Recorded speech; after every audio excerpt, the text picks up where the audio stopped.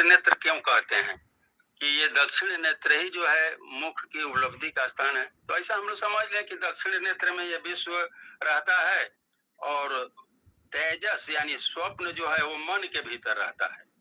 तो ये तो स्पष्ट ही है कि हम मन में अंदर स्वप्न देखते हैं और प्राग्ञ जो है वो हृदयाकाश में उपलब्ध होता है।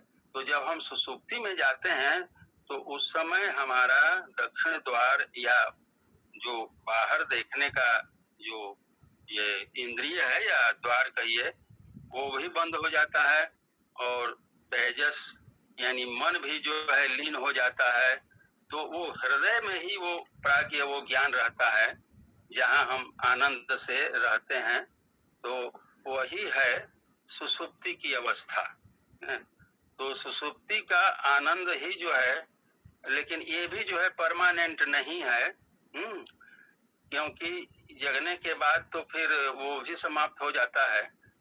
तो फिर उसके आगे एक और तुरीय अवस्था है, ये इसमें अभी नहीं कहा गया है, इसलिए ये सामान्य रूप से विचार में आने पर आता है कि उसके आगे की भी अवस्था एक तुरीय अवस्था है जहाँ पर हम अनंत आनंद का अनुभव करते हैं और वह निर्बीज अवस्था होती है।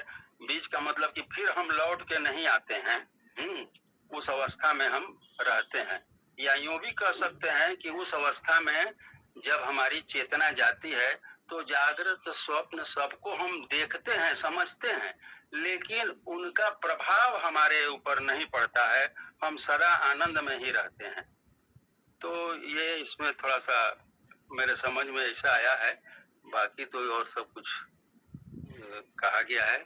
तो हरिओम हरिओम। बहुत सुंदर आपने सर, बहुत अच्छा से आपने समझ लिया और बहुत अच्छे से आपने समझा दिया सबको, बहुत निरूपण। हरे राम जी, आप बताएंगे कुछ प्रश्न है? जी हम तो जी हम तो यही समझ रहे हैं अपने दृष्टि से कि तट जो है वह हमारा स्वरूप है, तुरीय अवस्था कहें चाहे अपने आत्मा कहें, अचल है। उसके ऊपर जो हमारा जीव जो है अज्ञानवश, जैसे हम लाल चश्मा पहन लेते हैं, दुनिया लाल दिखता है, तो अज्ञानतावश जिस अज्ञानता में हम रहते हैं वही अज्ञानता बाहर दिखता है। तमो गुण में की प्रधानता जिसको नींद कहते हैं, मन सुप्त अवस्था में है,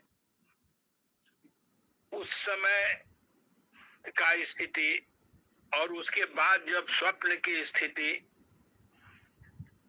स्वप्न में भी सारा संसार बन जाता है, उसका वेलोसिटी बहुत अधिक है, टाइम कम है, और जागृत अवस्था में भी अलग संसार है, वो हमारे कामना का संसार है। और जागृत अवस्था में जो कहते हैं, जो स्वप्न से उठने के बाद जो तुरीय अवस्था में, वहां ये सब संसार गायब हो जाता है। हरिओम हरिओम। अभी अब हम आगे का स्टार्ट करते, बहुत अच्छे से आपने समझाया है, लेकिन आपने अपनी तरफ से उदाहरण लिया है कि वो जो तट है, तो तट या वो अवस्थाएं एक्चुअली जो इसमें दी हुई है, तो जो उदाहरण में है, तो तट मतलब वो जागृत 3 अवस्थाएं हैं, मतलब वो अवस्थाओं को माना है। तो और आत्मा को, आत्मा जब जुड़ जाता है इससे, तो वो ठीक है, जीव भाव आपने बताया। अब अगला पढ़ते हैं। तो सुशील जी हाथ उठाए, उनको कहना। सुशील जी आपने फिर, हाँ सुशील जी बोलिए सर। सुशील जी। देखिए, 2 चीज है, दृष्टांत अलग होता है और श्रुति प्रमाण अलग होता है। श्रुति प्रमाण को सिर्फ दृष्टांत नहीं बोलना चाहिए। तो जो पूर्व पक्षी जो है ना, उसमें देखिएगा एक साम्यता है। वो लोग प्रायः अद्वैत को नहीं मानते हैं, उपाधि भेद उनको उनके प्रश्न में नहीं रखते। एक आदमी ड्राइवर है, दृष्टांत से मैं बोल रहा हूँ, वही हस्बैंड है, वही अपनी गाड़ी में ड्राइवर है, तो ऑफिस में क्लर्क है, बॉस है, मैनेजर है, कुछ भी हो सकता है। और भी हजारों रोल उसके। चिन्मय मिशन में टीचर भी हो सकते हैं, स्टूडेंट भी हो सकते हैं। तो बात ये है कि यहाँ पर आप थोड़ा सा उपाधियों पर ध्यान दीजिए। कारिका जो है वो व्यष्टि में उपाधियां उसने कही है, वहां विश्व और तेजस की बात की है। पूर्व पक्षी ने जो शंका उठाई है वो समष्टि में। तो ये जो पूर्व पक्षी है ये थोड़ा सा हायर ग्रेड है, इसने हिरण्यगर्भ का उठाया है, इसने तेजस नहीं कहा, हिरण्यगर्भ। तो वो जानता है, इसलिए इसकी शंका का समाधान कैसे हो।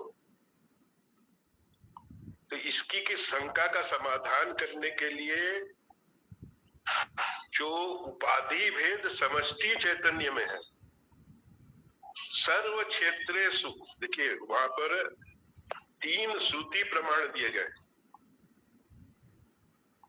ये अपने मन में भी कभी शंका आएगी तो उसको खाली से याद रखिए, क्योंकि इसमें 2 के गीता श्लोक है।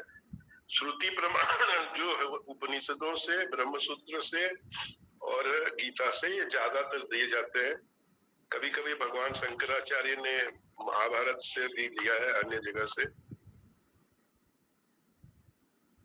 है, लेकिन पुराणों से भी लिया है। तो उस पर हम लोग इलाबोरेट नहीं करेंगे।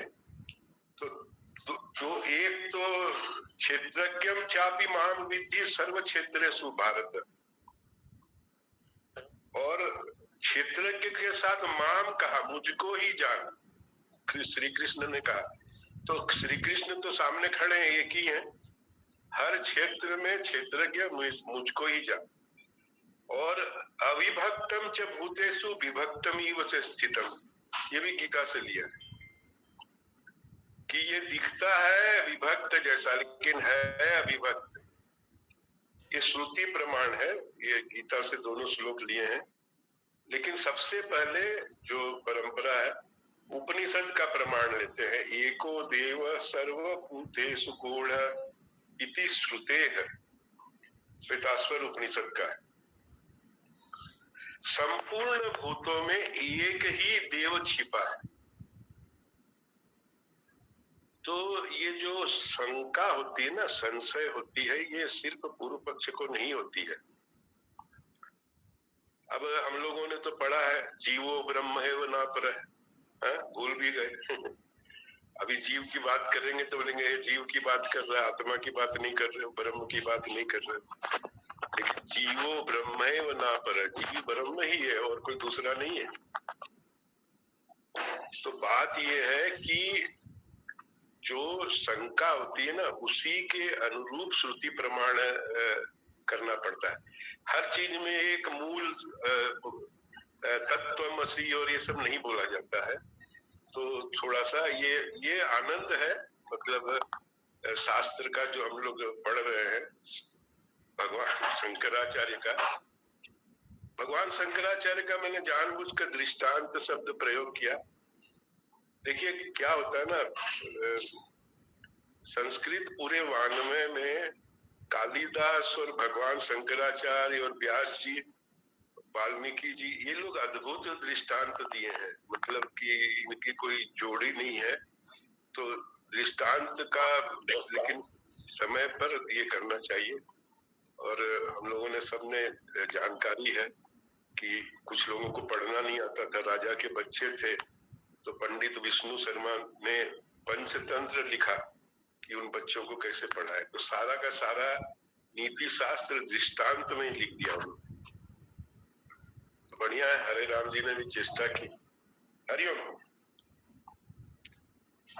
हाँ गोपाल जी बोलिए सर। तो यहाँ पर हमारा जो उद्देश्य है, ये जो वर्णन किया गया है वो क्या है? और रामनाथ जी हाथ उठाए, क्या कहना चाहते हैं कह लीजिए। हरिओम हरिओम हरिओम। गोपाल जी एक मिनट, हमको थोड़ा सा देखिए, ये जो सुशील जी ने समझाया है वो उसी में मैं थोड़ा सा जिज्ञासा है, वो बहुत अच्छी तरह से बताए हैं, लेकिन मेरी जिज्ञासा है जैसे शंका कर रहा है, तो शंका जो कर रहा है वो देखिए हमने लिखा है कि हिरण्य गर्भ अन्य है तथा दक्षिण नेत्र में स्थित नेतेंद्रिय का नियंता और साक्षी देह का स्वामी, इसका इतना विशेषण, देह का स्वामी क्षेत्रज्ञ अन्य है, तो दोनों में एकता कैसे हो सकती है, ये पूछ रहे हैं शंका वाले। अब यहाँ देखिए हमको तो थोड़ा सा मैंने उतना समझ नहीं है, इसीलिए कि ये इसका शंका करने का कारण क्या है, ऊपर में ये कहाँ पर हिरण्य गर्भ आया है और नेत्र का तो स्वामी दिखाया दे रहा है कि दक्षिण मुख जो है वो नेत्र जो है यही जो है स्वामी है, तो ये हिरण्य गर्भ अन्य है और क्षेत्रज्ञ अन्य है, ये उसको शंका क्यों हुई है? और जब ये हमको पता चलेगा तभी उसका समाधान हमको मालूम होगा। आखिर उसका ज्ञान क्या है कि वो हिरण्यगर्भ को अन्य मानता है और क्षेत्रज्ञ को अन्य मानता है, और ऐसा मान करके वो पूछता है कि दोनों में एकता कैसे हो सकती है, तो हिरण्यगर्भ और क्षेत्रज्ञ कैसे, ये थोड़ा सा इस पर विचार किया जाए, और आप जो कहना चाहते हैं वो कहें, बाद में भी इस पर विचार कर लेंगे हम लोग, शायद आपके अहम बात से इसका आंसर निकल आए। हरिओम। ठीक है, ये ऐसा तो नहीं है कि मेरे पास से आंसर निकल आएगा, लेकिन क्षणिक समाधान होता है ये। जैसे सुशील जी ने पहले भी एक बार कहे थे कि हमको मनन करना, अपना ताला फिर अपना चाबी से ही खुलने वाला है। तटस्थित बोधयन्ते श्रुतो गुरवे तथा स्व प्रज्ञ व तरद विद्वान ईश्वर अनुग्रहण च। तटस्थ होकर के सब सूचित करते हैं, अपने प्रज्ञा को अपने शुद्ध अंतःकरण से श्रद्धा रख करके गुरुवाणी से साधना खुद को करना पड़ेगा, तब जो खुलेगा ताला ना, और दो वाला लक नहीं होगा, ऐसे खुलता है। विद्यते हृदय ग्रंथि छिद्यन्ते सर्व संशय। तो ये जो है, इसलिए सुशील जी कह दिए पहले से, कहे कि ये जो शंका कह रहा है वो दूसरा किसी का शंका नहीं है, इसको दूसरा किसी का शंका माने तो वो हम नहीं समझ आए, कभी नहीं समझ पाएंगे। ये साधारण शंका है, हमारा शंका है, इसलिए वो जो शंका है हमारे अंदर है, यानी पहले ये सोचना है। अगर वो शंका हमारे शंका के रूप में लेंगे तब हम ढूंढ करके पाएंगे ना, उसके अंदर है तो हम कैसे ढूंढेंगे उसको, इसलिए हमारे शंका है। वो शंका रूप क्या है कि हमको लगता है कि ये सारे चर्चा किसके लिए है, चैतन्य सत्ता क्या है संसार के साथ, चैतन्य सत्ता क्या है, वो हम क्या समझते हैं, उसका वास्तविक निर्णय क्या है, इसी को जानने के लिए सब है। फिर गुरु शास्त्र कहते हैं, क्या कहते हैं कि देखो तो तुम हो, तुम ही हो, सब में व्याप्त हो, तुम ही हो, चैतन्य हो, तो तुम उसे गुरु शास्त्र कहते हैं।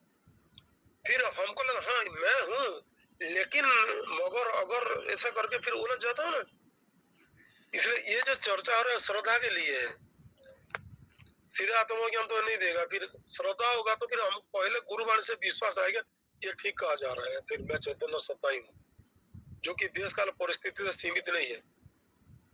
इसी को साबित करने के लिए, हमारे अंदर दृढ़ करने के लिए ये चर्चा हो रहा है। इसलिए जो सुशील जी ने कहा एको देवा सर्वभूते सुगुण का मतलब क्या है, एक ही चैतन्य सत्ता है। देव क्या है, एक ही चैतन्य सत्ता है।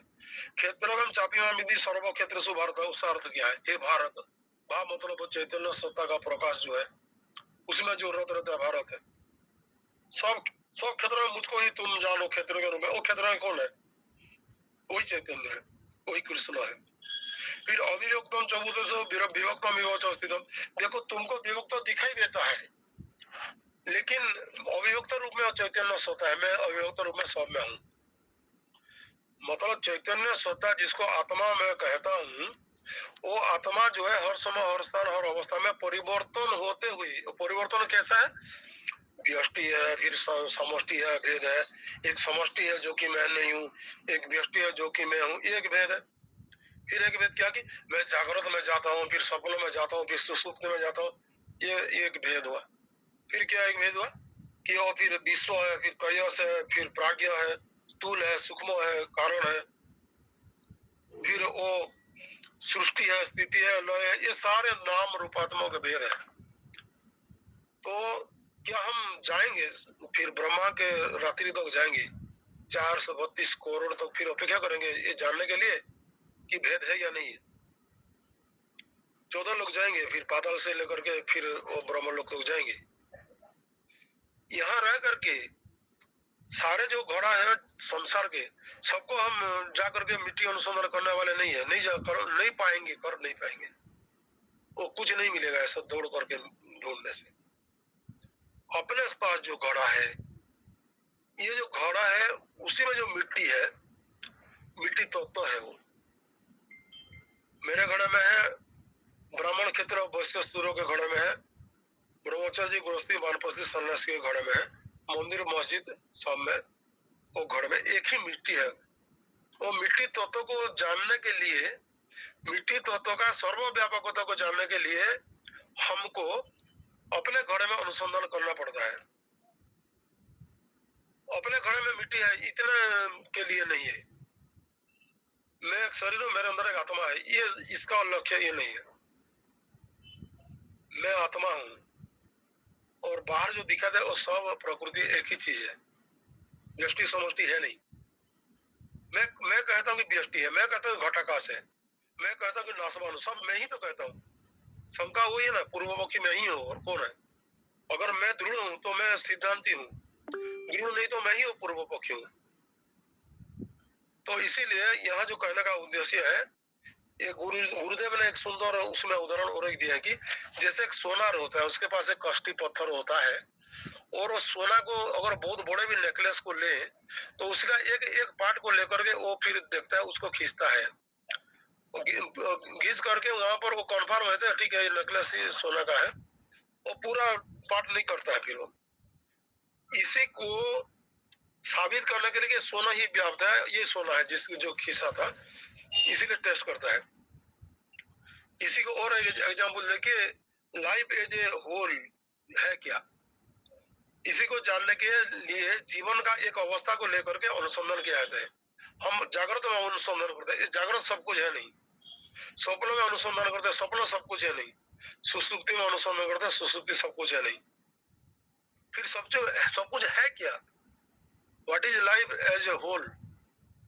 ये है कि चैतन्य सत्ता जो है, मेरे चैतन्य, आपके चैतन्य, उसका चैतन्य सब एक ही चैतन्य सत्ता है। फिर वो उद्दीप्त होता है भिन्न परिस्थिति में, जैसे कि हाँ मैं अभी सब सुन रहे, सब समान रूप में वो ईंधन नहीं हुए हैं। जागृत में उसको ईंधन कहते हैं क्योंकि वो ईंधन रहता है, लेकिन सब समान ईंधन नहीं है। चैतन्य सत्ता एक है, लेकिन उसको समझ सबका समान इसीलिए नहीं कि सब समान ईंधन नहीं है। फिर हमारा ये ड्यूटी नहीं कि कौन कितना है, फिर उसको लेकर के मार्केट बैठा करके तुलना नहीं करना कौन कितना पानी में, ये तो साधना से च्युति है। तो ये समझना है कि मैं जो अपना घोड़ा कहता हूँ, वो घोड़ा जो होता है, घोड़ा स्तर का एक चीज है जो कि सबका घोड़ा ही है। भले एक घोड़ा को मेरा घोड़ा कहता हूँ, लेकिन घोड़ा मतलब घोड़ा ही है। मैं जो कहता मेरा गीता कहता हूँ, क्या गीता है ये? ऐसे इसमें मिट्टी तो जानेंगे, फिर क्या जानेंगे? मेरे मिट्टी तो मेरे घड़ा में, मेरे मिट्टी तो में ऐसा निकलता है मेरे हिसाब से, फिर आपके घड़ा में आपके मिट्टी तो कैसे निकलता है? ऐसा तो नहीं पूछते। ये नहीं पूछने के लिए तो समझाना पड़ता है। तो चाहे विश्व को देखो, इसलिए यहाँ कहे कि पहले इतना दूर तक हम क्लियर कर देंगे, आगे तो चर्चा करेंगे। इसलिए हमारे अंदर जो भ्रांति है, अविद्या, केवल अविद्या के कारण हम आत्मा को ससीम मात्र नहीं देखते हैं। हमारा व्यष्टि समष्टि का भी भ्रम हो गया है, उसी के कारण मूल अज्ञान के कारण तूल अज्ञान भी होता है। मैं सिर्फ आत्मा को नहीं जानता हूँ सही तरह से, इतने मात्र नहीं है, मैं किसी का भाव को भी नहीं जानता हूँ, काम क्या है नहीं जानता हूँ, समुद्र का तरंग कितना है नहीं जानता हूँ, मैं जितना देखता हूँ इतना ही सर्वस्व मानता हूँ। मतलब मेरे अंदर आत्मा के बारे में अज्ञानता होने के कारण संसार के बारे में मेरा अज्ञानता है। संसार को आत्मा रूप में तो नहीं देख पाता हूँ, तो जीवन मुक्ति है, लेकिन संसार क्या है उसी को ऐसे भी नहीं जान पाता हूँ। इसीलिए क्रम का साधना होता है। यह जो है ये साबित करने के लिए है कि जो जागृत स्वप्न सुषुप्ति जो भेद कहते हो, ये भी वास्तव में एक अविद्या का अभिव्यक्ति है, और उसी से उसी अविद्या के कारण व्यष्टि समष्टि का भी भेद होता है। इसलिए विश्व जो है वही विराट है, तेजस जो है वही हिरण्यगर्भ है, प्राज्ञ जो है वही ईश्वर है, और वही विश्व जो है वो तेजस है, तेजस जो है वो प्राज्ञ है। इतना साबित करने के लिए सब चर्चा है, मैं समरी कह दिया। अभी इसमें रमनाथ जी हाथ उठे थे, कहिए। हरिओम हरिओम हरिओम। नहीं, बहुत बढ़िया है। देखिए, मैं वास्तव में ये जो शब्दशः अर्थ होता है और या वाक्य के साथ जो अर्थ होता है उसको एक प्राइमरी या कहिए बेसिक विद्यार्थी होने के नाते समझने की कोशिश करता हूँ। और ऐसा मैं समझता हूँ, आप तो बहुत ऊंचा ज्ञान की बात किए हैं और बहुत सा अच्छा वो सब दिए हैं, वो सब ठीक है। लेकिन जैसा सुशील जी ने आपने भी कहा था कि जब हम अपने आप से उसमें खोजेंगे तो हमको मिल जाएगा उसका, तो हमने उस बीच में ये सोचा और हमको थोड़ा सा वो अपना ही समाधान जो मेरा जो जिज्ञासा था वो मिला है। तो देखिए इसमें कैसे मिला है, ये इसमें जो एक देखिए किताब में लिखा है मेरा ये प्रश्न था कि भाई ये हिरण्यगर्भ और दक्षिण नेत्र में स्थित जो साक्षी है, ये शंका करने वाला कहता है कि दोनों अलग अलग हैं, तो उसमें एकता कैसे हो सकती है? तो वो एकता कहाँ बताया गया है ऊपर में? तो लास्ट वाला में देखिए लिखा है कि आदित्यांतर्गत वैराज संज्ञक आत्मा और नेत्रों में स्थित साक्षी, यदि दो हो गया। देखिए जो नेत्रों में स्थित साक्षी का मंत्र में बताया है कि दक्षिण नेत्र में जो साक्षी स्थित है, साक्षी है, वही देखता है या सब समझता है, और एक हो गया। और दूसरा हो गया आदित्यांतर्गत, आदित्य के अंदर जो अमृतमय पुरुष कहिए इसको, वैसा पहले से हम लोग लिखे हुए कुछ इसमें हमने नोट किया है। तो जो अमृतमय पुरुष और वैराज संज्ञक, उसका संज्ञा है वैराज, वो आत्मा, इसी को हिरण्यगर्भ बोले हैं। तो मैंने समझा गया है। तो ये हिरण्यगर्भ और ये नेत्र में जो साक्षी स्थित है, दोनों एक ही है।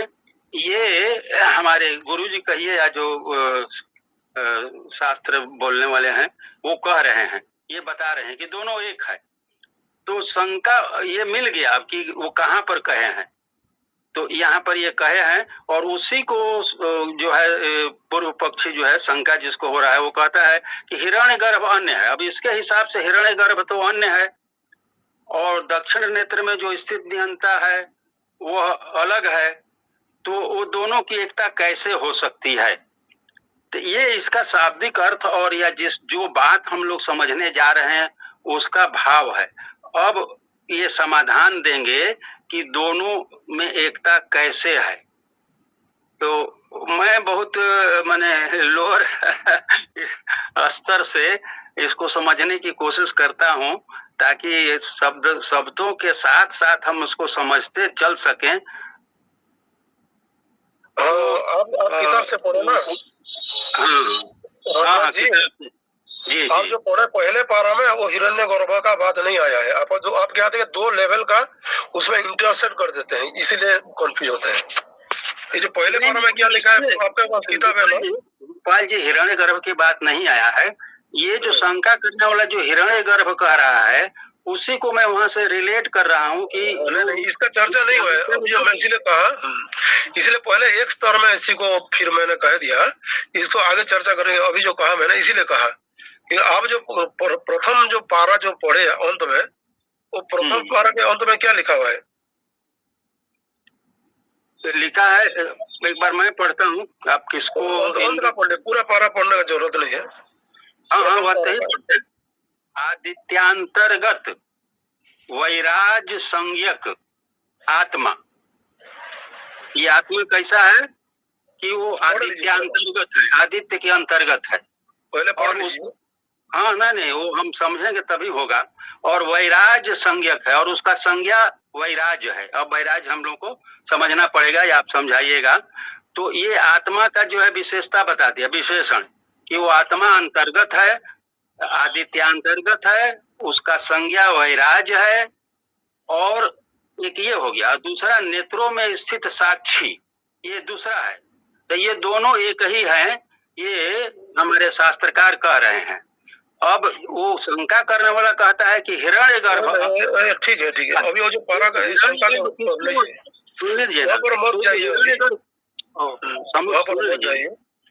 अभी जो कहे आप वो चीज नहीं कहे, पहले तो पढ़े वो दो कहे, बार बार कहे दो कहे, इसीलिए पहले ये है कि आदित्य अंतर्गत वैराग्य संग जो आत्मा है जो समष्टि में है, वही नेत्रों में स्थित साखी, ये दोनों एक ही है। उस पारा में ये सिद्ध किया गया। मतलब जिसको हम व्यष्टि रूप में पकड़ते हैं कि मेरे अंदर दक्षिण अखिल पुरुष है, वास्तव में वो आदित्य अंतर्गत पुरुष से अलग नहीं, वो एक ही है कहे। इस उस पारा में ये यही तो बात मैं भी कह रहा हूँ, तो वो यही कह रहे हैं। दो कहे, आप जो कह रहे थे दो कहे, ठीक है होता है। इसलिए मैंने कहा कि दो अलग अलग कह करके और उसको एक कर रहे हैं, वो बात मैं बोल रहा हूँ। मैं कह रहा हूँ कि एक ये दो शब्द जो है वो एक साक्षी आया और एक वैराग्य आया, दोनों को एक कर दिया गया, ये मैं कह रहा हूँ। दोनों अलग अलग नहीं है, वो देखने में तो अलग अलग है लेकिन एक ही है, ये बात वो बता रहे हैं। तो उसी को शंका वाला कहता है कि दोनों एक कैसे हो सकते हैं हिरण्य। तो अब उसका शंका का भी कोई आधार होगा ना, तो किस आधार पर अभी शंका पढ़िए, वो अलग कह रहा है, शंका ये नहीं है, इसीलिए वो कह रहा है। शंका पढ़िए अभी। शंका कह रहा है कि हिरण्य गर्भ अन्य है तथा दक्षिण नेत्र में स्थित नेतेंद्रिय का नियंता और साक्षी देह का स्वामी क्षेत्रज्ञ, ये सब क्षेत्रज्ञ का विशेषण दे रहा है कि दक्षिण नेत्र में स्थित नेतेंद्रिय का नियंता और साक्षी देह का स्वामी, ये छह क्षेत्रज्ञ का विशेषण। ये क्षेत्रज्ञ जो है ये अन्य है। अब वही पूछता है कि दोनों में एकता कैसे हो सकती है। हालांकि ऊपर में उन्होंने कहा है कि दोनों में एकता है। तो अब क्योंकि हिरण्यगर्भ शब्द आया, सुनिए ना, हिरण्यगर्भ शब्द आया है, तो वो जो शास्त्रकार जो है उनके में जो वहाँ हिरण्यगर्भ शब्द तो आया नहीं है। वहाँ लिखे हैं कि आदित्यांतर्गत वैराज संज्ञक आत्मा। तो इसीलिए मैंने कहा कि शायद शंका करने वाला उसी को हिरण्यगर्भ मान रहा है। जो आदित्य के अंतर्गत वैराज संज्ञक आत्मा है वही हिरण्यगर्भ है, ये शंका वाले का विचार है। तो उसी को वो कहता है कि हिरण्यगर्भ तो अन्य है और जो नेत्रों में स्थित है क्षेत्रज्ञ जिसको कहते हैं वो अलग है। तो फिर दोनों में एकता कैसे हो सकती है। तो अब इसको वो समझाने की प्रयत्न करेंगे कि भाई नहीं, दोनों में एकता है। तो हिरण्यगर्भ शब्द क्यों आया वो मैं पूछता हूँ। हिरण्यगर्भ तो पहले वो बोले नहीं है, तो ये क्यों पूछ रहा है कि हिरण्यगर्भ है। इसीलिए मैं कह रहा हूँ कि वो शायद उसको आदित्यांतर्गत वैराज संज्ञक आत्मा को वो हिरण्यगर्भ बोल रहा है या समझा है भी होगा हिरण्यगर्भ, ऐसा ही बात है। तो इसीलिए वो इस शब्द में कह दिया कि हिरण्यगर्भ। आप जो कह रहे हैं उसको क्लियर किए, और आप जो बता रहे हैं वो बहुत गहन ज्ञान है। वो हम जितने आदमी यहाँ बैठे हुए हैं उसको समझ में तो बाकी लोग को न मिलाइए। अब क्या होता है कि हम दूसरों को मिलाते हैं, आध्यात्मिक साधना व्यक्तिगत है, हम बाकी लोग है नहीं समझते हैं। ऐसा नहीं, अपने को समझदार भी नहीं मानना है और ना समझ भी नहीं मानना है। इसलिए हम जो यहाँ नहीं लागू होता है। आप जो कहे, सुशील जी ने एक बात कहे, आप ध्यान से सुनना है सबके बात। क्या है कि हम एक नासमझ भी समझते हैं फिर नहीं भी सुनते, दोनों एक साथ नहीं होता है। ऐसे हम कोई भी नासमझ नहीं है, सभी नासमझ है, इसको याद रखना है। तो यहाँ वेदांत का जो पूर्व पक्षी होता है, शंका करने वाला, ऐसे बहुत नासमझ नहीं होते हैं। इसलिए उनके शंका को भी बहुत ध्यान से देखना है। आप आप क्या समझते हैं कहिए रमना जी? उसको समझना है हमको कि उसका शंका क्यों है ऐसा। नहीं, आप हिरण्यगर्भ क्या समझते हैं कहिए पहले। अरे हम तो हिरण्यगर्भ वही समझे कि जो ऊपर वाला में आदित्यांतर्गत वैराग्य संज्ञक आत्मा जो कहाँ है, लिखा है? आप कैसे समझे इसको ऐसे?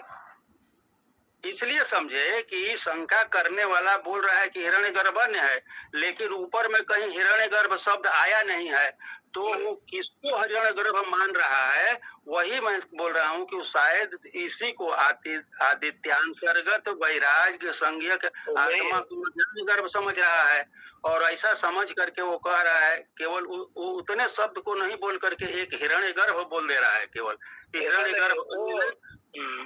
वो सोचना, वो प्रश्नकर्ता में डिफेक्ट देखना है, ऐसा नहीं देखना है। हिरण्यगर्भ एक है, उसका डेफिनेशन है, उसका क्या अर्थ है, हम इसको तो अपने हिसाब से नहीं समझना है। नहीं, ठीक है, तो वो हिरण्यगर्भ नहीं, जब ऊपर वाले जो शास्त्र बोल रहे हैं वो हिरण्यगर्भ शब्द लाए नहीं है, तो वो क्यों हिरण्यगर्भ पूछ रहा है? उसको तो हिरण्यगर्भ क्या है, कहीं आपको ये नहीं जानते तो हिरण्य पहला समझना पड़ेगा ना। आप क्या हिरण्यगर्भ क्या जानते हैं कि नहीं जानते हैं?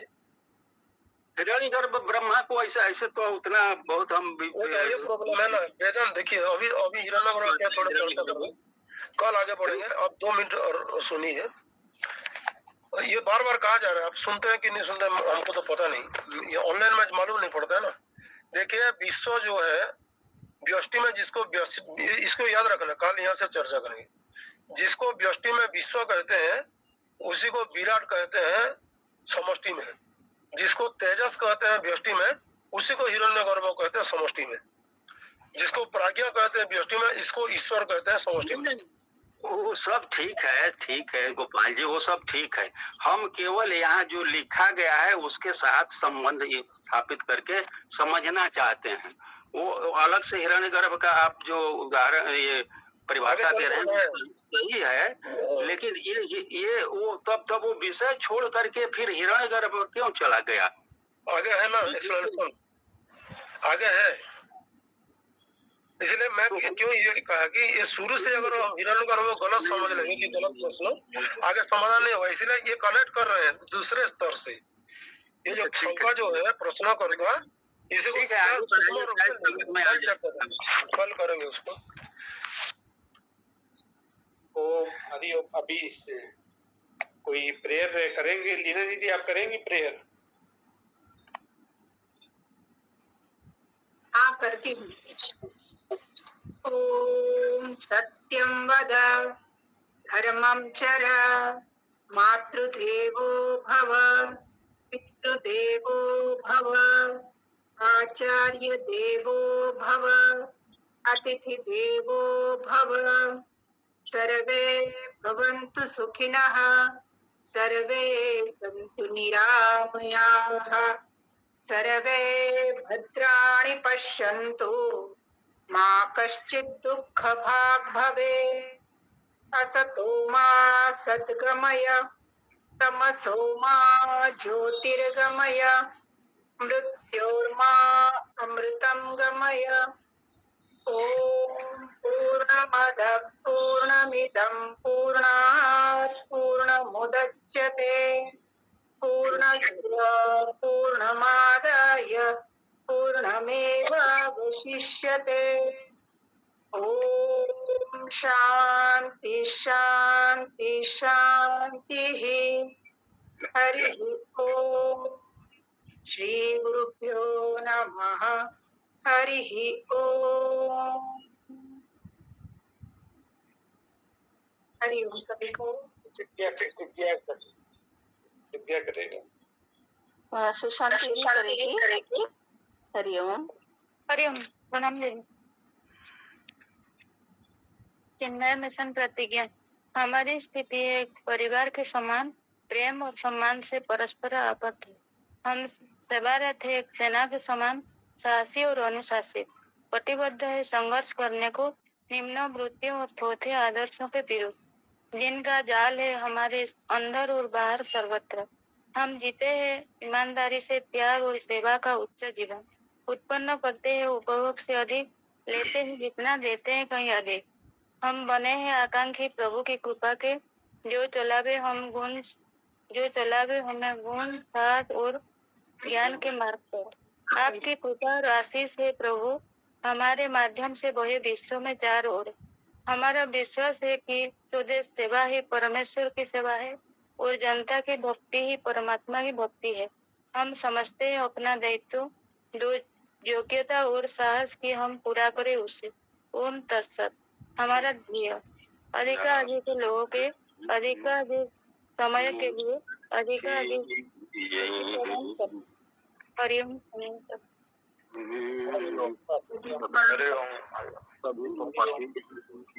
सभी को हरिओम प्रणाम। हरिओम हरिओम हरिओम हरिओम हरिओम हरिओम सभी को हरिओम हरिओम।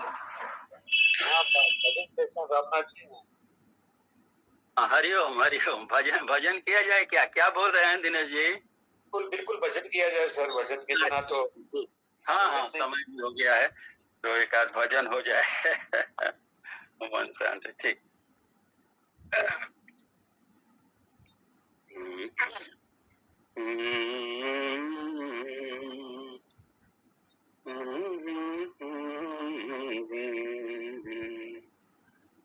जा दिन मन पंछी उड़ गई हैं, का दिन तेरे तन तरवर के, ता दिन तेरे तन तरवर के, सब पात झरी जई हैं, मन पंछी उड़ गई हैं। या दिन मन पंछी उड़ गई हैं, घर के कही हैं बेगी काढ़ो, घर के कही हैं बेगी काढ़ो, भूत भये को खई है, या प्रीतम सो प्रीत घनेरी, या प्रीतम सो प्रीत घनेरी, सो देखी डरनी मन पंछी उड़ जाए,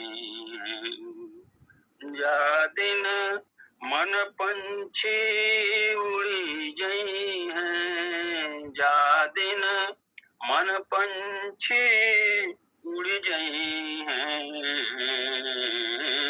मन पंछी उड़ी गई हैं। कहाँ वह ताल कहाँ वह शोभा, देखत धूरी उड़ई हैं, कहाँ वह ताल कहाँ वह शोभा, देखत धूरी उड़ई हैं। भाई बंधु कुटुंब कबीला, भाई बंधु कुटुंब कबीला, सुमिरी सुमिरी पछतई हैं, मन पंछी उड़ गई हैं, जा दिन मन पंछी उड़ गई हैं, जा दिन मन पंछी उड़ गई हैं, मन पंछी उड़ गई हैं। बिनु गोपाल को नहीं अपनो, जस कीरति रही जई हैं, बिन गोपाल को नहीं अपनो, जस कीरति रही जई हैं। सो तो सूर दुर्लभ देवन को, सो तो सूर दुर्लभ देवन को, सतसंगति में पई हैं, मन पंछी उड़ गई हैं, जा दिन मन पंछी उड़ी गई हैं जा दिन, मन पंछी उड़ी गई हैं, मन पंछी उड़ी गई हैं। हरि ओम बोलिए भगवान श्री कृष्ण की जय। हरि ओम। हरि ओम। रामनाथ जी, ये थोड़ा लोकल लैंग्वेज में था तो भाव समझ में नहीं आ रहे, पकड़ में नहीं। बस बोल देता हूँ। और सुशील जी हमको लगता है अच्छी तरह से बोलेंगे। सुशील जी थोड़ा आप सुना नहीं सर, मैं बाहर था। अच्छा फोन आ गया था। हाँ नहीं ठीक है मैं दीदी मैं जी का गजल कौन सुना रहे? दीदी थोड़ा इसका ये अर्थ पूछ रही हैं, है ना? तो संक्षेप में रुकिए ना, सविता जी सुना। हाँ हाँ रामनाथ जी बोलिए। ये सूरदास जी का भजन है और इन्होंने इसमें ये संसार की निस्सारता का वर्णन किया है। ये संसार जो है, जो जगत है जिसको हम लोग अपना मान बैठे हैं, ये हमारा अपना है नहीं, एक दिन छूट जाना है।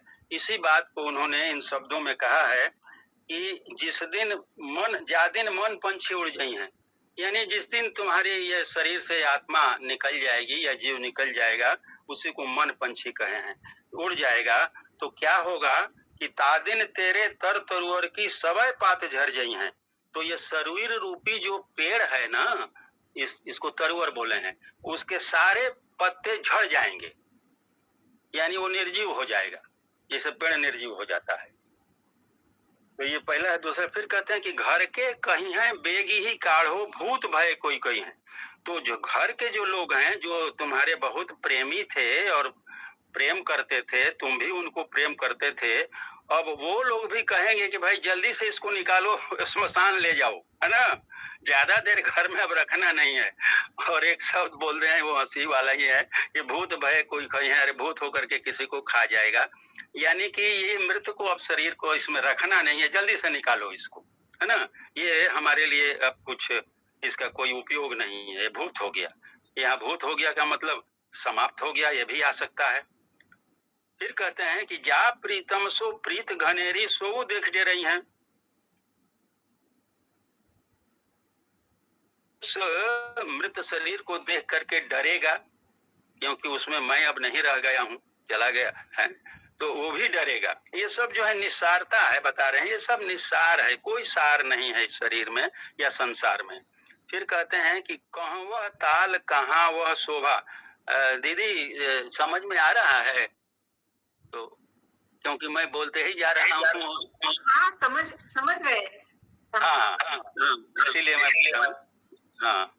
तो कहते हैं कि अब यहाँ देखिए, कहाँ वह ताल कहाँ वह शोभा देखत धूल उड़ रही है। ताल का मतलब होता है यहाँ तालाब से है। तो जब तालाब में पानी रहता है तो कमल खिलता है, उसमें पक्षियां घूमती हैं, कितना आनंद रहता है। तो वही कहते हैं कि जब मृत्यु हो गई, जिस शरीर से मन पंछी निकल गया, तो वह ताल, वह तालाब और वो शोभा कहाँ रहा? वो तालाब सूख गया। देखत धूल उड़ी है, देखते देखते वहां धूल उड़ने लगा, पानी नहीं रहा, अब कोई शोभा नहीं रही। फिर कहते हैं कि भाई बंधु कुटुंब कमीला सुमिर सुमिर पछताई हैं। अब केवल एक ही बात रह गई है कि भाई बंधु कुटुंब और हमारे सब समाज वाले जो है, केवल याद सुमिर सुमिर माने याद कर करके पछताएंगे कि वो ऐसे थे, वो ऐसे थे, ऐसे थे। तो ये केवल पछताते रहेंगे, यही कहना है। फिर कहते हैं, अब अंतिम शब्द में बताते हैं कि तो अब हमारी गति कहाँ है, हमको क्या करना है। तो कहते हैं कि बिन गोपाल को नहीं अपनो। गोपाल यानी परमात्मा कृष्ण, इनके अतिरिक्त कोई अपना नहीं है। जस की रति रह गई हैं, और हमारे जाने के बाद हमारी जो जस है, जो हमारी कीर्ति है, अच्छे कार्य हैं या बुरे कार्य भी कर सकते हैं, वही रह जाएगा। तो यहाँ जस कीर्ति की बात कर रहे हैं कि वही हमको करना चाहिए कि ताकि जस रह जाए। और गोपाल के बिना अपना कोई नहीं है, परमात्मा के बिना कोई नहीं है। तो कहते हैं आगे कि सो तो सूर दुर्लभ देवन को।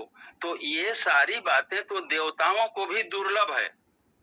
इतना सुंदर बात, और ये सब देवता ज्ञान जो है देवताओं को भी दुर्लभ है। तो कहाँ मिलेगा? सो तो सूर दुर्लभ देवन को, तो वो मिलेगा हमको सत्संगति में पई है। तो हमको ये सारे ज्ञान जो हैं सत्संग में मिलेंगे, यही इसका भाव है। तो इसमें संसार की निस्सारता को बता करके, और सार क्या है वो गोपाल ही हैं, उन्हीं को पकड़ना है। और वो कैसे मिलेंगे, तो वो सत्संग से मिलेंगे, यही भाव है। हरिओम हरिओम।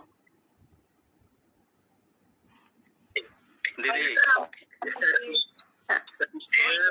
ये जो लोग शरीर से बहुत प्रेम करते हैं ना उनके लिए है। और ये सूरदास जी गा रहे हैं, तो सोचिए कि ये वृंदावन में गा रहे हैं और सुनने वाले भी सब साधु संत हैं। तो उनको सुना रहे हैं। हाँ, सबको भंडारा खाने को चाहिए रहता है। सुनिए, और हम लोग को मजाक नहीं उड़ाना चाहिए। ये क्योंकि भजन का अनुवाद कर रहा हूँ, इसलिए मानसिकता बता रहा हूँ आपको। ये सब सम्माननीय है। तो बोलते हैं सियार खाएगा, कौआ खाएगा या गीद खाएगा।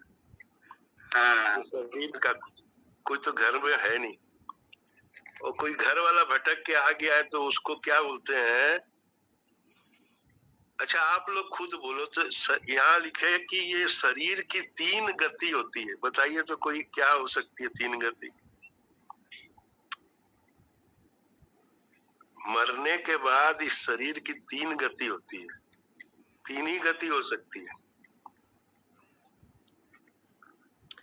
देखिए, एक गति तो क्या है कि आपको जानवर खा लेंगे, तो जानवरों की विष्ठा हो जाएगा आपका शरीर। ये हो गई एक गति। दूसरी गति सोचिए कि आपका शरीर जानवर भी नहीं खाए, तो कीड़े पड़ेंगे, कृमि। शरीर जहाँ रहेगा वहाँ कीड़े ही कीड़े दिखेंगे। हमने तो देखा है हॉस्पिटलों में, जहाँ पर ये क्या बोलते हैं, ध्यान नहीं रखते हैं ठीक से। मरे हुए पोस्टमार्टम लाश न तो मोर्ग में रहती है, न ठंडा घर में रहती है, बहुत दुर्गति होती है। कीड़े ही कीड़े होते हैं। और तीसरी गति होती है कि खाक हो जाता है। जो परिवारों में जो लोग रहते हैं तो उनकी एक गति तो हो जाती है। आजकल तो वो भी नहीं हो रही है। हाँ? बच्चे विदेशों में रहते हैं, आ ही नहीं पाते। माँ बाप में भी एक जन रहता है, दूसरा रहता नहीं है साथ में। हाँ, मर जाते हैं, लोगों का पता ही नहीं चलता। तो शरीर की 3 ही गति है इस यहाँ पर। तो ये जो शरीर से ज्यादा प्रेम नहीं करना चाहिए, इसको उतना ही प्रेम करना चाहिए कि इसको बस थोड़ा सा हेल्दी रखा जाए, इसका यही है। और सत्संग किया जाए। जो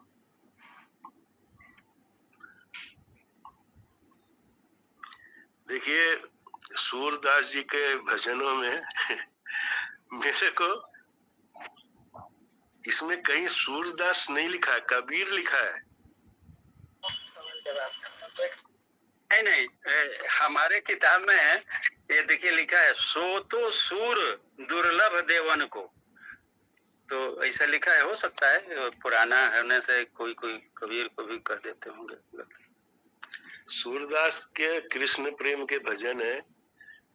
खैर, ये जो आपने कहा ना, अजहु मूड करे सत्संगति, संतन में कुछ पई। संतों से कुछ मिलेगा यदि अब मूर्ख यदि सत्संगति करो तो सत्संग में मिलेगा।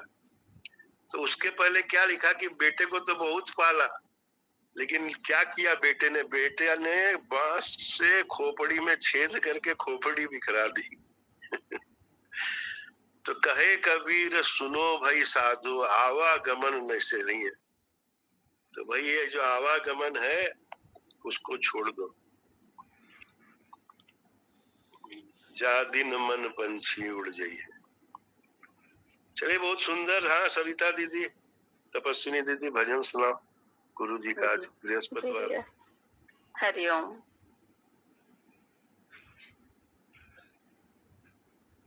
सारे तीर्थ धाम आपके चरणों में, हे गुरुदेव प्रणाम आपके चरणों में। सारे तीर्थ धाम आपके चरणों में, हे गुरुदेव प्रणाम आपके चरणों में। हृदय में माँ गौरी लक्ष्मी कंठ से वचन कहे ओ वचन सिद्ध हो जाता है। हे गुरु ब्रह्मा हे गुरु विष्णु, हे गुरु ब्रह्मा हे गुरु विष्णु, हे शंकर भगवान आपके चरणों में, हे गुरुदेव प्रणाम आपके चरणों में। जन्म के दाता माता पिता है, जन्म के दाता माता पिता है, आप कर्म के दाता है। आप मिलाते हैं ईश्वर से, आप ही भाग्य विधाता है। दुखिया मन को रोगी तन को, दुखिया मन को रोगी तन को मिलता है प्राण, मिलता है आराम आपके चरणों में। हे गुरुदेव प्रणाम आपके चरणों में। निर्बल को बलवान बना दो, मूर्ख को गुणवान प्रभु। वेद कमल और वंशी को भी ज्ञान का वरदान प्रभु, ज्ञान का दो वरदान प्रभु। हे महादानी हे महाज्ञानी, हे महादानी हे महाज्ञानी, रहूं मैं सुबह शाम आपके चरणों में। हे गुरुदेव प्रणाम आपके चरणों में। करता करे ना कर सके, करता करे ना कर सके, गुरु करे सब होए। सात दीप नौ खंड में गुरु से बड़ा ना कोई। सारे तीर्थ धाम आपके चरणों में, हे गुरुदेव प्रणाम आपके चरणों में। ओम श्री सतगुरुनाथ महाराज की जय। हरिओम। बहुत बढ़िया, बहुत सुंदर भजन है।